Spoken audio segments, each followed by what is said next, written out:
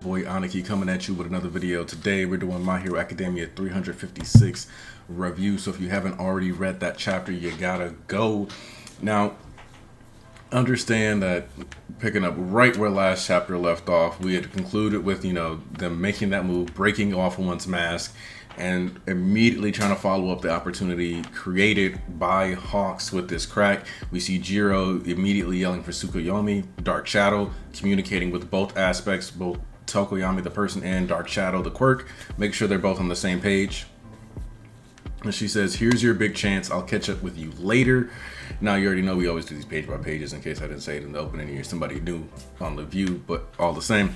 Now, Tokoyami starts up. Hawks lacks the power to deliver a decisive and killing blow.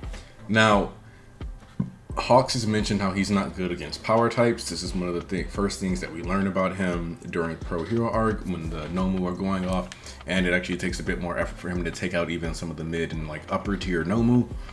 So this isn't really a surprise. Now, what is nice though is that the move that Tokoyami uses seems to be heavily inspired by his friendship with Deku and just All Might and all these other things. So we see him forming that abyssal black body and tearing apart the jacket that Jiro gave him. Now, the thing that I like about this is that the whole premise of the Heaven Fallen Angel is that because Dark Shadow is permanently wrapped in Tokoyami's cloak, has extra dark energy to help it expand and help him fly and keep it safe from the sun. So by putting that cloak on to that extra arm, it allowed it temporarily to be bigger, grow, and expand for a quick, which is why it's called that fleeting blow. It's basically like which is something that I kind of am curious if we're going to see like larger cloaks and things like that being part of Tokoyami's repertoire going forward, or if this is something that we're just not going to have to think about because we're getting closer to the series ending. But it would be it's a good idea for specifically Tokoyami to kind of have his own things, whether it's like some kind of thing that pops up into the air and all of a sudden a bunch of umbrellas pop out or something like that. Just something to create space and darkness for him so that he can randomly access Ragnarok is a good idea. And it functioning this way, we kind of had hints of that during the war.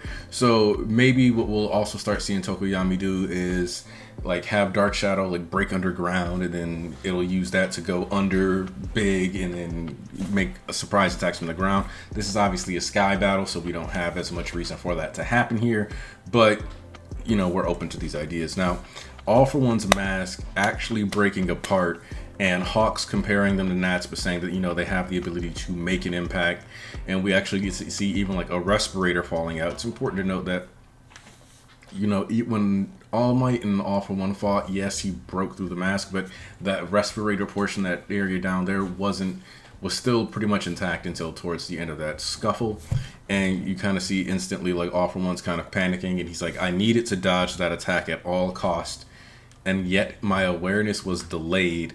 And we get kind of an explanation. What I like about this chapter is that this chapter is actually a lot of explaining of different phases and points in history and just different behavioral patterns. So talking about how he lost his sense of smell, or as we've talked about before, losing his hair, losing his eyes, All Might punched off his nose. His sense of taste is going to be slightly diluted or weakened because of not having a sense of smell anymore. So not seeing, hearing, or smelling, just kind of existing by feeling and taste is where he's at.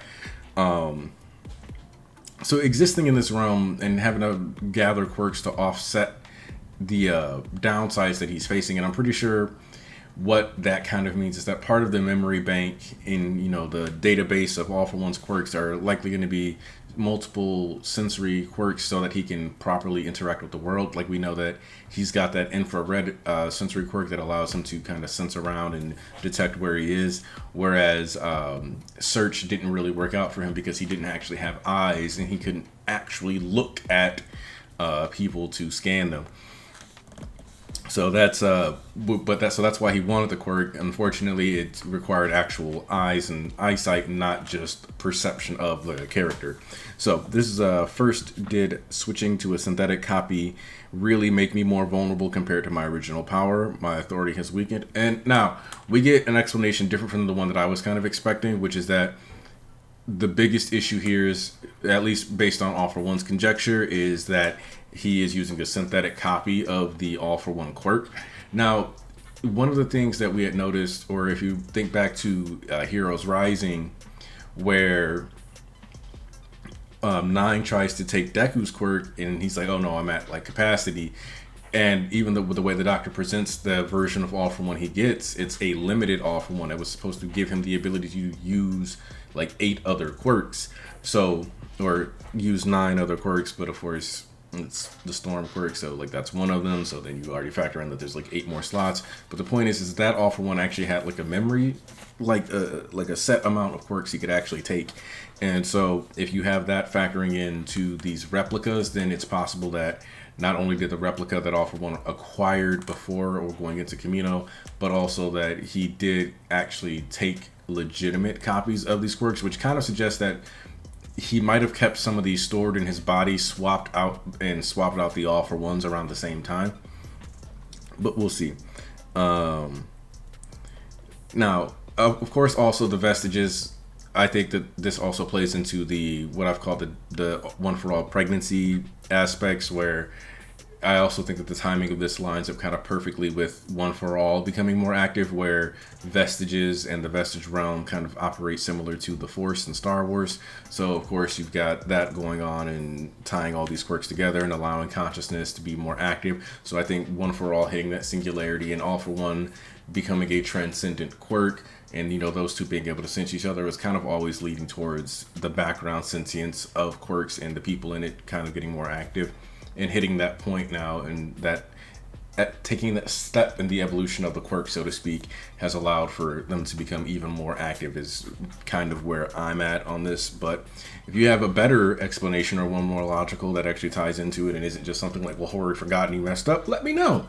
So now the scene of All For One trying to devour the vestige and the vestral, we know he's a monster. It's designed to be, horror inducing. You're supposed to be thinking of him as like this faceless void of a monster trying to consume everything.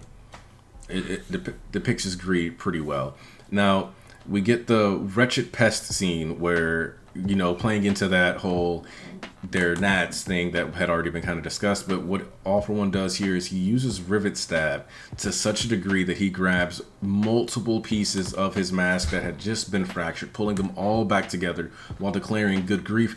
This is also kind of highlighting the effectiveness of some of these sensory tools that All For One has managed to acquire. Him being able to guide all the rivet stabs so that they could sense and then grab all these individual small pieces of the mask, bringing it back together.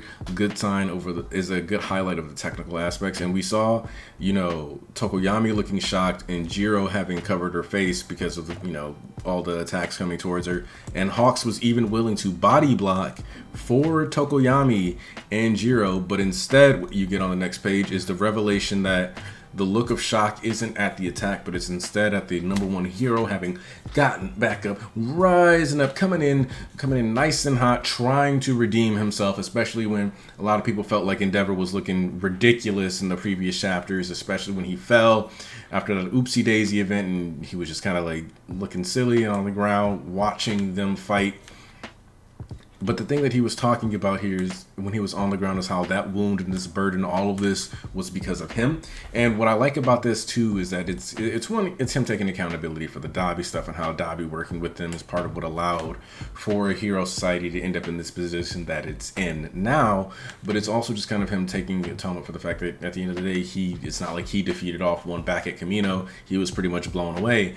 And so Endeavor's kind of really taking responsibility for all the horrible things he's done, the way he's broken his family, the way that's impacted society, and where he stands now in between two eras of One For All users. Now, as All For One starts calling him, he's saying like that dogness has left you twisted and disfigured, Endeavor. And like you can kind of see like Endeavor's face is being like a little less detailed here, and then we get this cutaway to the image of a young Endeavor in a UA uniform, likely supposed to be the 18-year-old Endeavor as he's about to graduate or having graduated, and he says even weaker now. And I think what it is that it's one, obviously, like Endeavor, as we've watched him evolve throughout the series, has gotten better with flash fire, become more powerful. So it's not necessarily that he's talking about directly his fire, but also talking about his psychological state.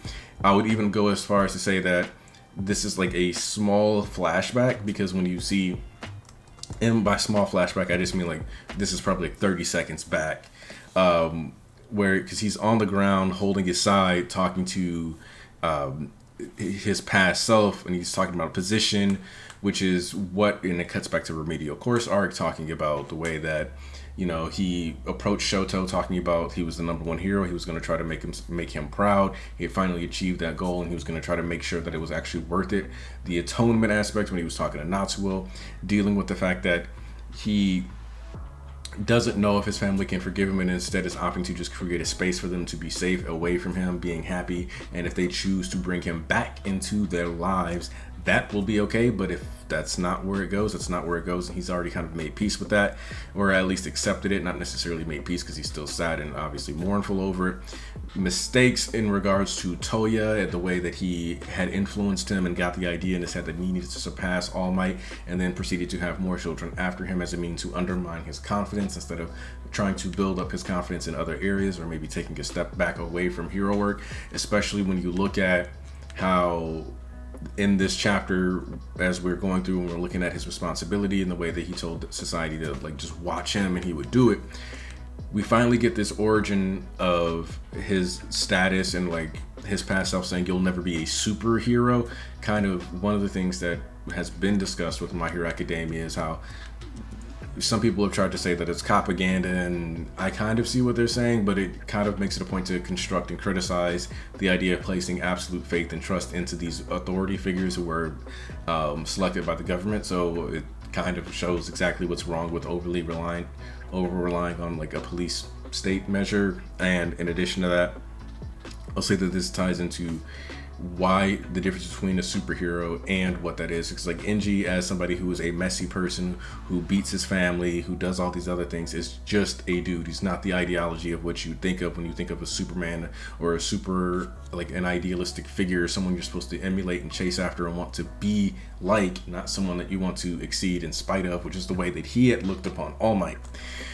And to a certain degree seems to be partially the byproduct of an even younger Enji seeing his own father's death after trying to save a girl and not being able to, leading us to like a consistency of the sins or the failings of the fathers passing on to the sons, because by that dad failing to save that girl, he ends up not being able to be there for Enji and providing the proper father support he needs, with no mention of a mother in the context of the hero society. This is less than 10 years into All Might's reign, maybe even only like 5 years into it.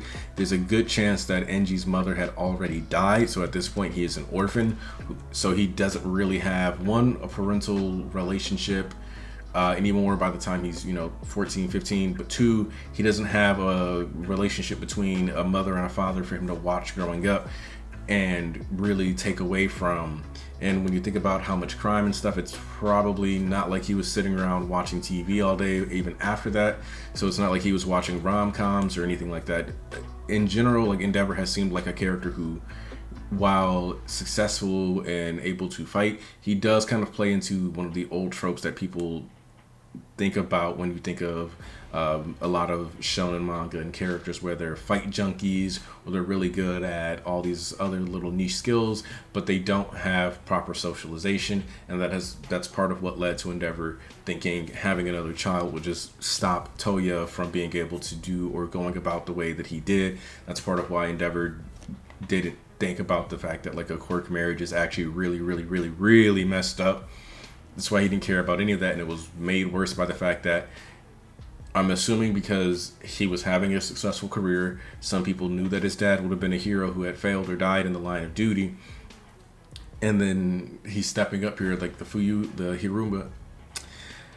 Rei's family, the Himura clan, had talked about how they had seemed to come from prestige or at some point, which kind of suggests to me that, just old, like samurai caste type stuff. And they kind of wanted to recapture that glory with Enji, and I could see that the Todoroki family, if his dad was a fire quirk user that was a hero, and then he went on in his dad's footsteps to exceed his dad, then it also makes it where each generation of the Todoroki family kind of surpassed the previous one in firepower and skill, etc. as well. Now, when we look at what Endeavor does here, though, now, it says, think back on your envy toward true Superman and your inferiority complex and the idea of him choosing the term endeavor as in like working hard or constantly being a work in progress or constantly having to try. And when they say, remember how you put on airs to keep that ugly heart of yours from falling to pieces, that lets you know that when you see those flames, that mask, I've always looked at it as a form of like shape manipulation, constant training, but it's all a way to intimidate the bad guys. It just show that you're there and present. It's a hero mask made out of his quirk. It's his individuality being placed over his identity, kind of highlighting how Enji has always placed being a hero and all that other stuff above his own personhood.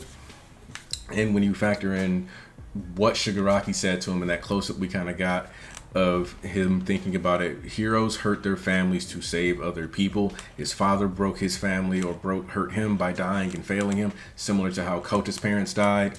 But with Enji being a teenager and having even less chance of intervention and guidance, because at that point, just like Twice was kind of left to his own devices as a teenager and forced to work, so was Endeavor just kind of left to go to school and then eventually go be a hero, likely was in UA because of a scholarship. And to a certain degree, when you lose your parents in the context that Endeavor did, getting a degree or being really good at a sport or anything like that, in this case being a hero, is that way out of potential poverty or anything that would come attached to that, especially since it doesn't sound like, at least based on Twice's own story, and he's about 14 years younger than Endeavor, that people are necessarily jumping up to help the orphans as much as they should be within this series. So, and even if you think back to Shigaraki's backstory when he was a 5-year-old, even if he was covered in blood or looking messy, the idea that a 5-year-old could walk through a heavily populated downtown area and not be stopped and not be taken to a police station is insane. You can kind of say that somebody might have been suggesting or poking or whatever, but the reality is that those people did not reach out to him, and that's a continued pattern, and that's probably that same neglect is probably also part of what led to Endeavor not being able to properly attach himself and never having anybody step up and fill that void in his life,